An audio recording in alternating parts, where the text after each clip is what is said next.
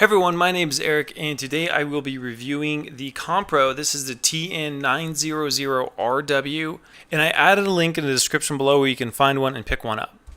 Okay, so I'm going to go over a quick summary and then I'll get into all of its features. So first off, what I really liked about the camera is how incredibly easy it was to set up. I did everything from my cell phone. You do not need a computer to set this up. There's just a few short steps, and I'll show you how to go over all of this to get this thing ready. So I started out with IP cameras to just watch over my house, keep an eye on my pets. And the first one I got, it was a pain to set up. I had to get into my router. I had to go and set up the port forwarding, and it was just this huge long process. It took me a couple hours. Even knowing a lot about computers, it was really difficult.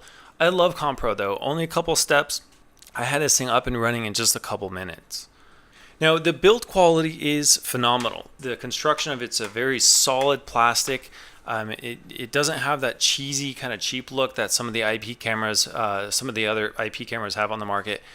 In the back, you have your landline. You also have options for audio, and then you have your micro SD slot right there, your WPS and reset, and then your power cord. And your speaker is right here, and then your cooling vents, and then the bottom has your mounting bracket. It comes with this really nice sturdy metal mounting bracket, so if you do want to mount this upside down or on the wall somewhere, you can. It fits really nice and flush on there. And back here, this is your USB adapter. This is your wireless antenna, basically. This is going to be what transfers all the data to your router. And the range of motion for the pan and tilt is pretty good. You can almost see completely behind you. I'll go ahead and spin it around and show you guys how far back this thing goes.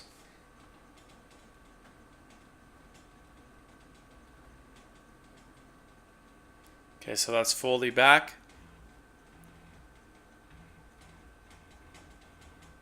And it can look pretty much straight up.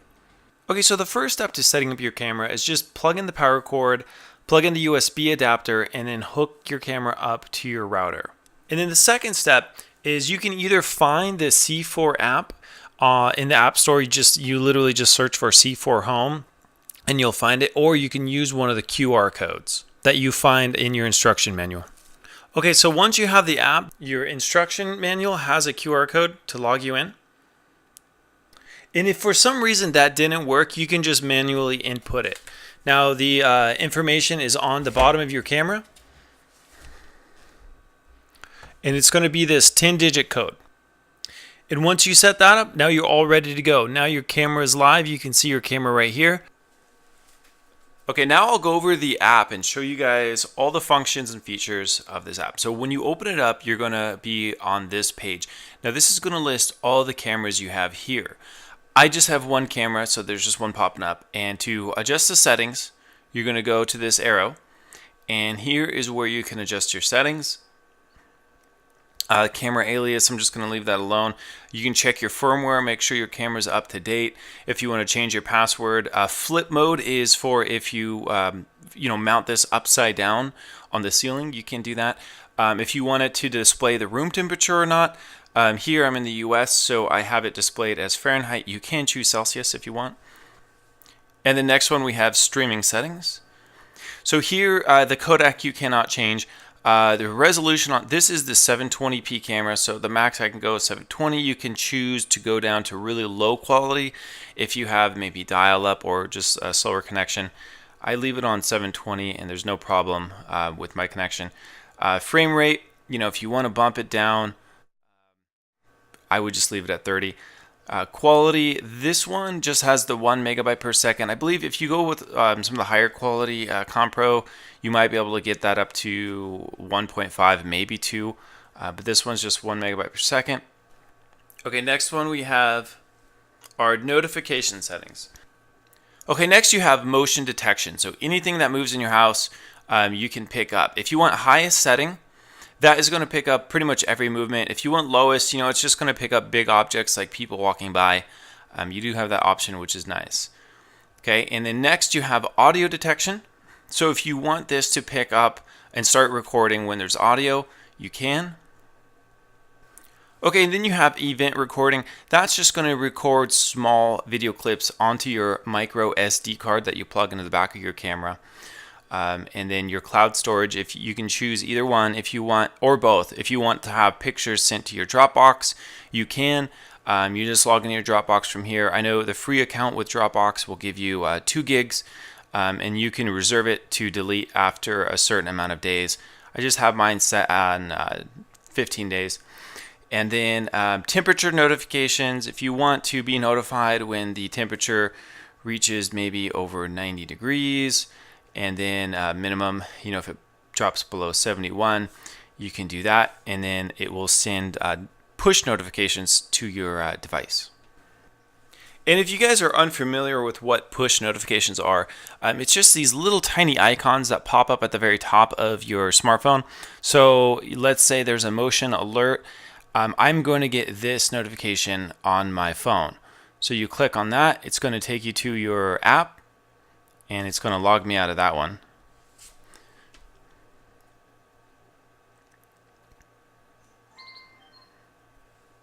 And then see how it just notified me? It's because I'm moving in front of the camera.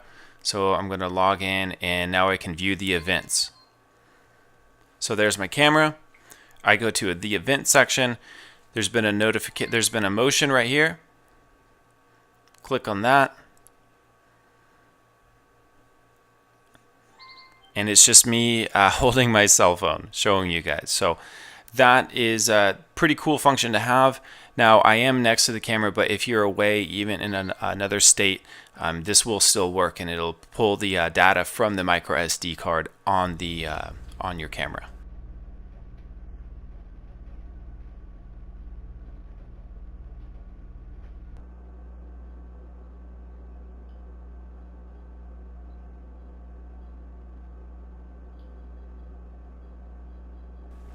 Okay, next we have our sharing settings.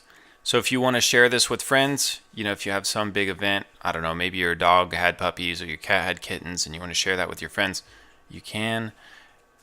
And then next you have your privacy mode. So, if you get home, you don't want to unplug your camera, you can just put it on that, and it's going to make your camera pretty much private. No one can log in. And then when you leave and you want to enable it again, just uncheck that box. All right, and down here we have some more settings. Basically here, if the vibrating annoys you, you can disable that. If you want the push notifications, which is going to be what I just showed you, you can do that. Refresh media stream. So buffer size you can change. I'll leave that on medium. And then, of course, you can change your language. And then down here, right here in the middle, you see these windows. If you have more than one camera, you can set up and have a whole view of your entire house. Okay, now we're going to go into the camera. Okay, so you have options to move the camera. You can either go on the joystick down here,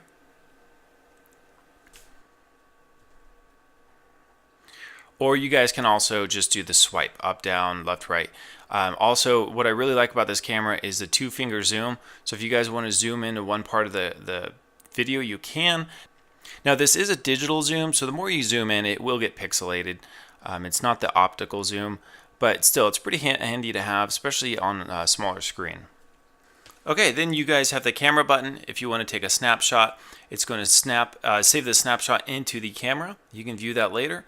If someone comes into your house that's not supposed to be there, or if you want to scare someone away, maybe someone breaks in, you do have a little alarm built in. It's kind of cool. You can keep pressing it, and that's just a little warning button.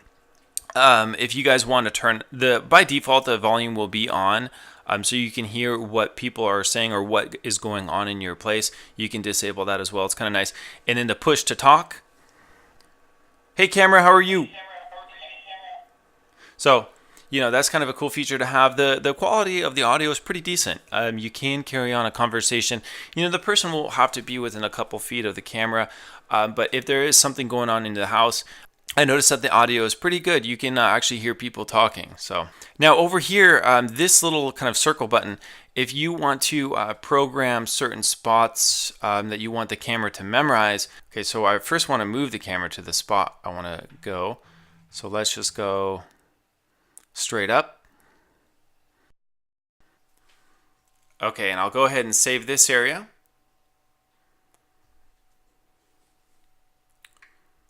As up.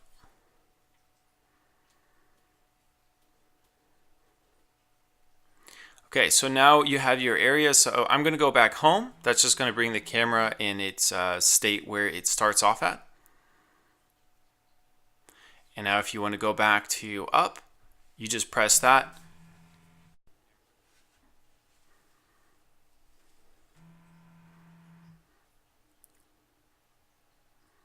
I mostly use this page because this is where I programmed a light, my stereo, and my TV.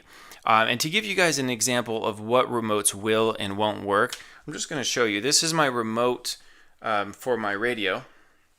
And the way you can tell is if it has this little kind of glass bulb at the very front.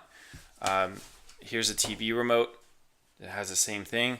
And here's an example of one that will not work.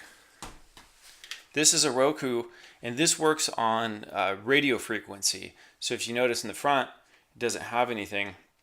And if you're trying to program this into the camera, it's not going to work. Now, one thing that Compro sells is they have this light switch right here, which works on infrared, so the camera can control this. And I'll show you how to set this up in case you do want to get a couple of these and control the lights around your house. So you're just going to plug that in and then plug in the light that you want to control. And what you're going to do is hold the on-off button until it flashes. So right now, all you have to do is take any kind of remote that you have around the house. I have my TV remote, and I'm going to press 0, and you'll see the light flash and it stops flashing. That means that now this 0 button will control this light. You can turn it on and off. And now what I'll do is I'll program the camera to this 0 button, so now the camera will be able to turn on and off this light. Okay, and now I'm ready to program that button so I can turn on and off the light with my camera. So I'm going to just go into my camera. I'm going to scroll over. And now what I'm going to do is hold down the one I want to program. It's waiting for my key, and I'm going to hold down the 0 and press it towards my camera. And it says key learned. So I just held that down, and then I took the remote, pressed 0, pointed it at the camera. So now when I press 1, I get the light to turn on and off.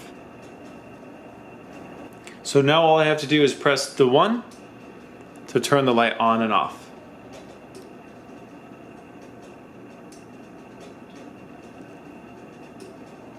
Okay, and last thing I wanted to talk about is the temperature. This is showing right now, it's showing 85 degrees. It's only 79. What I've noticed, it tends to be about 5 to 7 degrees warmer than what it really is indoors. And I believe that's just the warmth of the camera.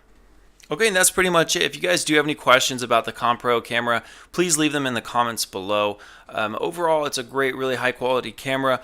I think it's really great that you can look over your house, especially if you have pets or babysitters, people, anyone coming in your house. It's always good to kind of know when they're coming and going, what they're up to. You do have the ability to talk to them.